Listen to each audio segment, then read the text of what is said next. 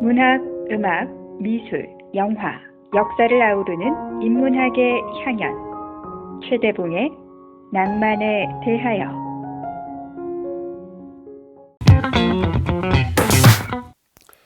안녕하셨습니까? 최대봉입니다.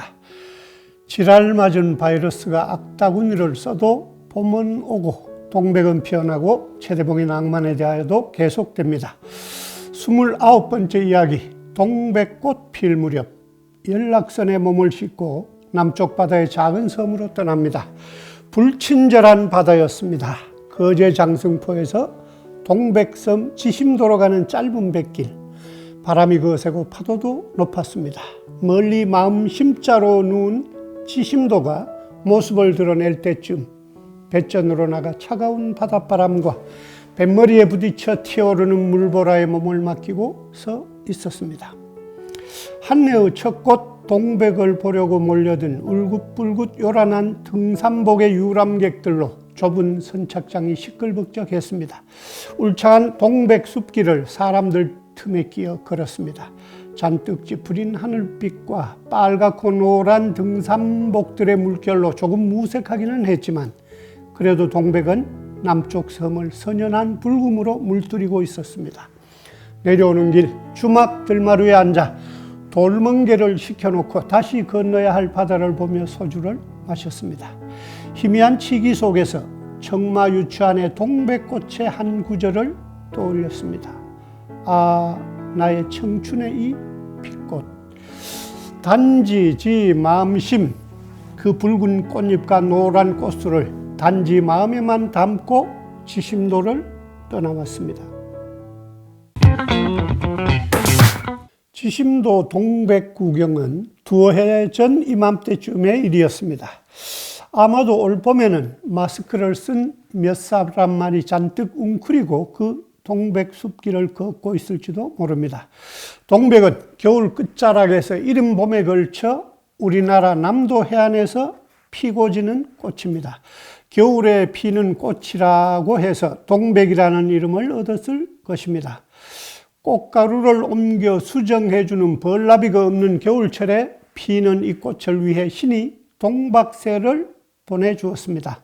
동백꽃 꿀을 먹으며 꽃가루를 옮겨주는 이 작은 새를 오래전 통영에서 뱃길로 1시간쯤 거리에 있는 카멜리아 아일랜드로 불리기도 하는 장사도 동백숲에서 본 적이 있습니다. 연두색 몸통에 노란 부리털이 앙증맞은 이 예쁜 새들과 조우하는 것도 동백꽃 감상의 덤이라 할 것입니다.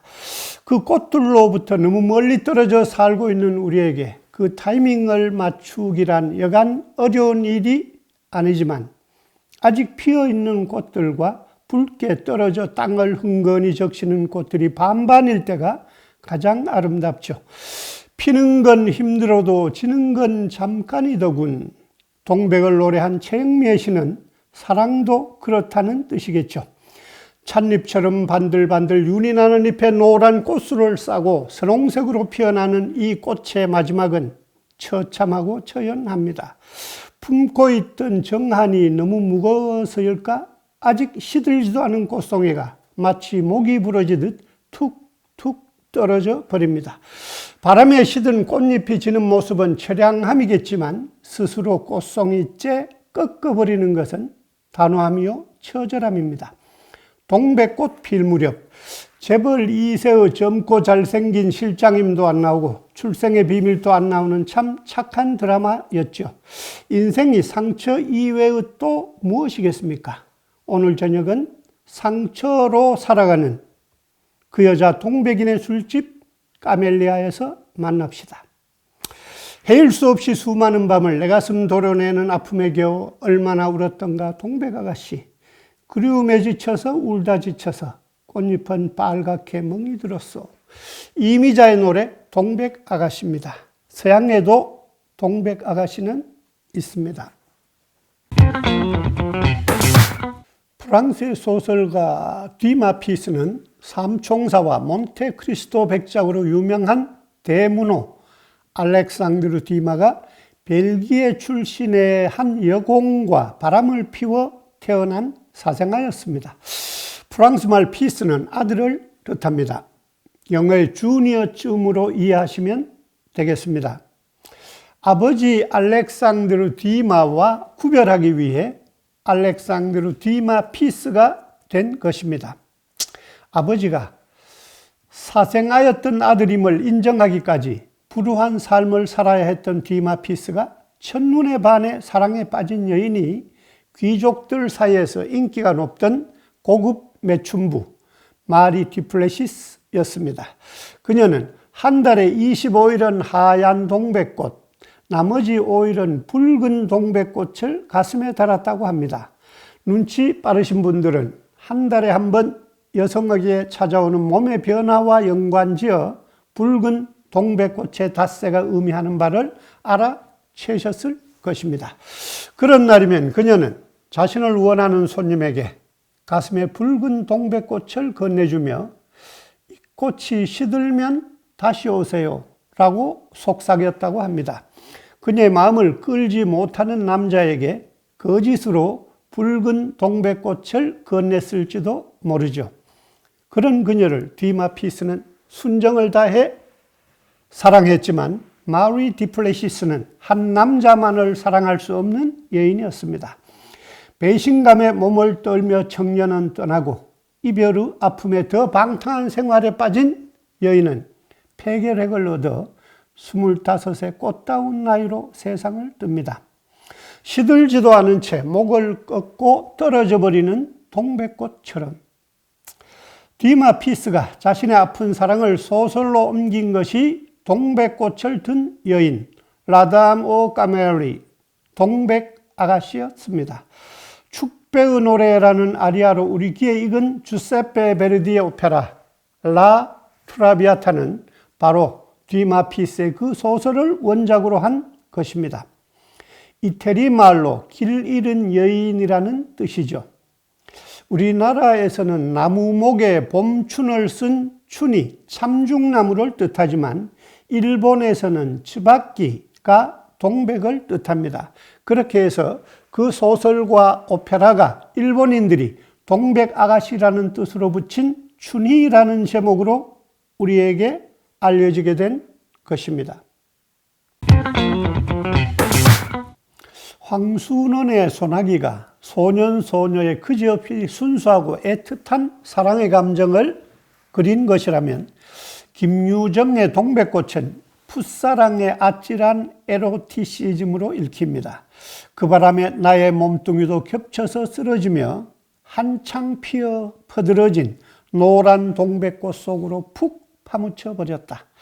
알싸한 그리고 향깃한 그 내음새에 나는 땅이 꺼지는 듯 웬정신이고만 아찔하였다.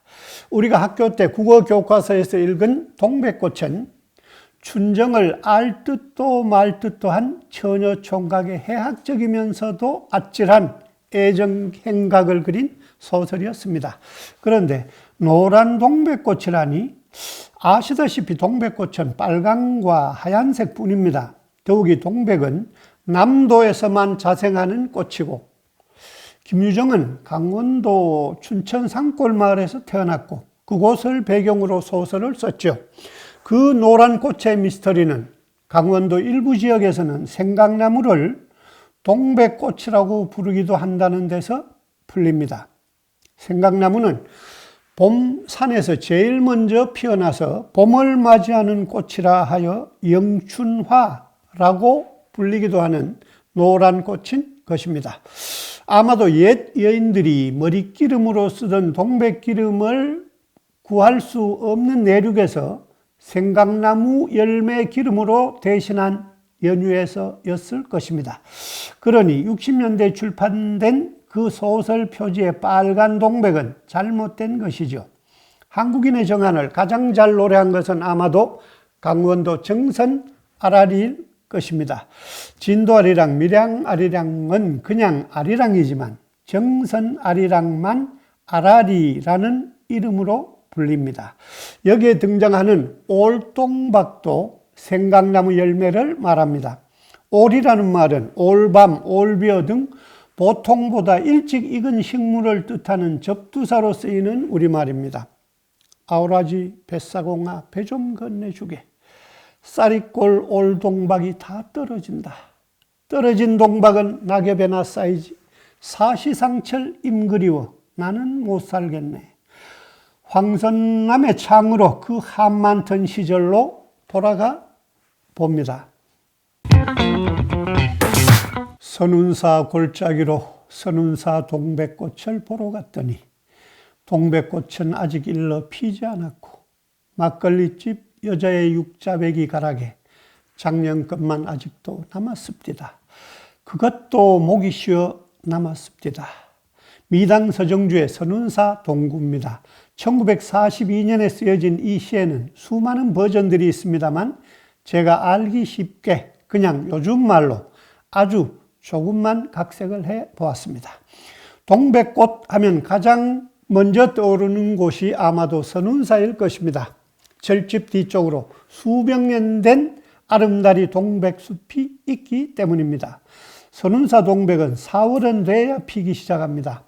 동백의 북방 한계선쯤으로 생각하시면 될 겁니다. 지금은 지구를 떠난 미당 서정주 영감님이 젊은 시절 어느 봄비가 부슬부슬 내리는 날 선운사 동구로 동백꽃을 보러 갔더랍니다. 그런데 동백꽃은 아직 일러 피지 않았고 선운사 동구의 주막을 찾았더니 40쯤 돼 보이는 주모가 육자배기 가락으로 말하더랍니다. 글찬에도 오늘은 한번 개봉해볼까 하는 꽃술이 한 앙알이 기다리고 있는디요 하더랍니다. 그래서 주모가 삭혀둔 그 막걸리 한 동이만 비우고 왔더랍니다.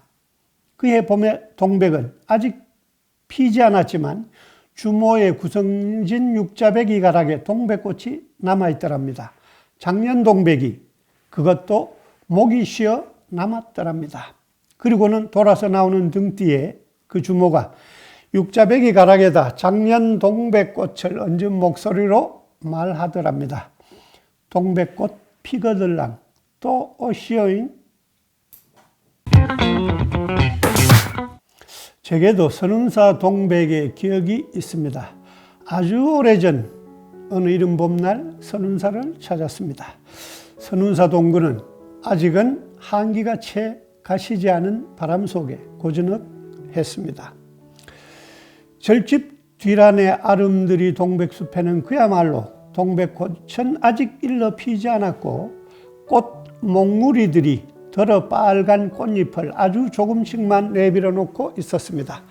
그 숲길을 오랫동안 거닐며 동행한 부근 도시의 의과대학을 다니던 여학생들에게 송창식의 선운사를 가르쳐 주었습니다. 나를 버리고 가시려는 님을 선운사 동백꽃 숲으로 데리고 가면 뚝뚝 떨어지는 꽃송이가 너무 슬퍼서 못 떠나게 될 거라는 그 노래를 참하고 똑똑했던 여학생들은 금세 배워서 제법 잘 따라 불렀습니다.